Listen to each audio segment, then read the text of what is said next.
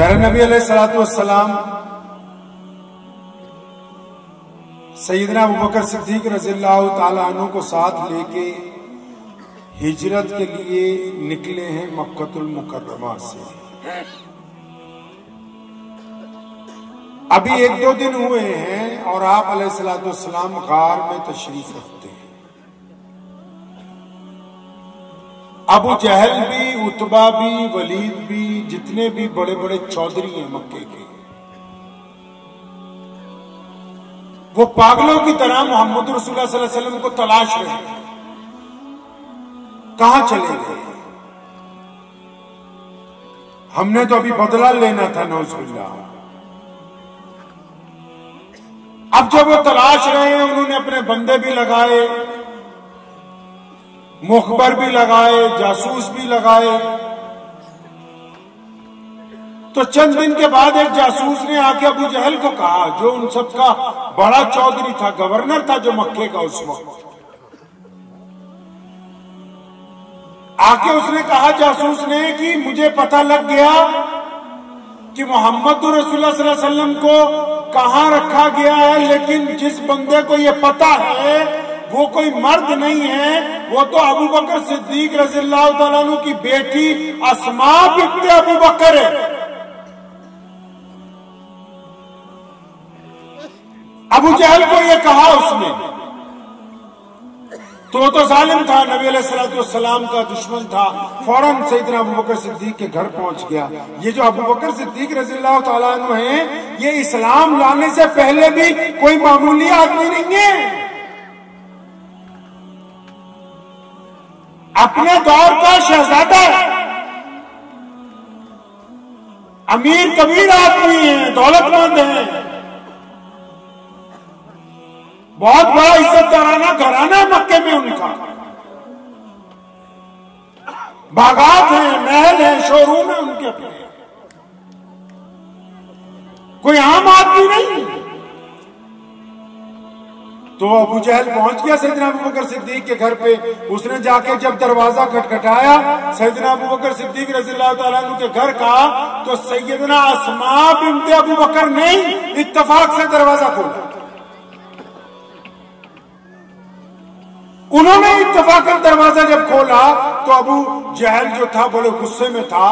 उसने अस्मा बिन्त अबू बकर रज़ियल्लाहु ताला अन्हा से पूछा, अस्मा ये तो बता कि तेरे वालिद कहां पर हैं, और साथ में ये भी बता कि जो नबी हैं तुम्हारे, जिनके लिए तुम जान निछावर करते हो, वो मोहम्मद रसूलुल्लाह को कहां छुपा के रखा है। सैयदना अस्मा बिन्त अबू बकर अपने दिल से कहती हैं, खुद फरमाती हैं कि मैंने अपने दिल से कहा कि अस्मा, शरीयत मुहम्मदी में झूठ बोलना मना किया गया है। मोहम्मद रसूलुल्लाह सल्लल्लाहु अलैहि वसल्लम की शरीयत में झूठ बोलना मना किया गया है।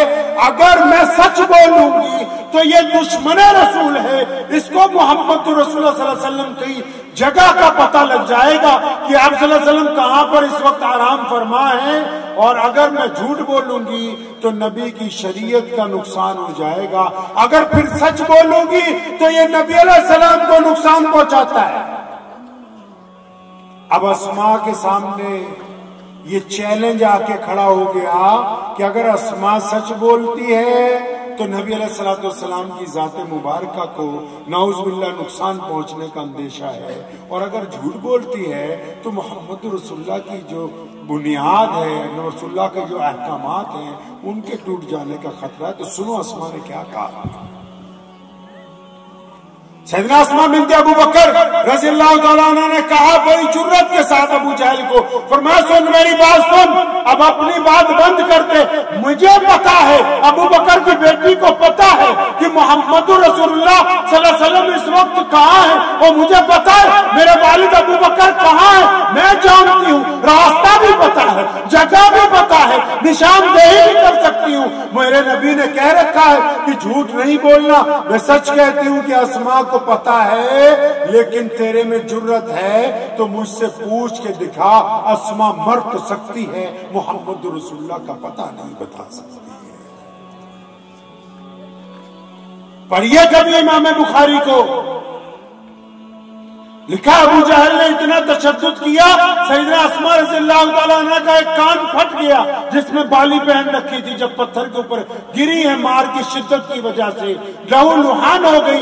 अबू जहल मारता मारता जब थक गया तो अपने यारों को कहता कि चलो अब ये किसी काम की नहीं रही, इसको इतना मार दिया है कि अब ये कहीं आ जा नहीं सकती। अबू जहल जब वहां से वापस जाता है तो सैयदा अस्मा बिन्ते अबू बकर रज़ियल्लाहु ताला अन्हा उठती हैं, घर का दरवाजा बंद करती हैं और फिर घर में जाके रोना नहीं रो रही, बहनों को नहीं कह रही, वालदा को नहीं कह रही कि मुझ पर तशद्दुद हुआ है, क्योंकि ड्यूटी अब्बा ने अस्मा की लगा रखी है। अस्मा सैयदना अबू बकर सिद्दीक की राजदार है।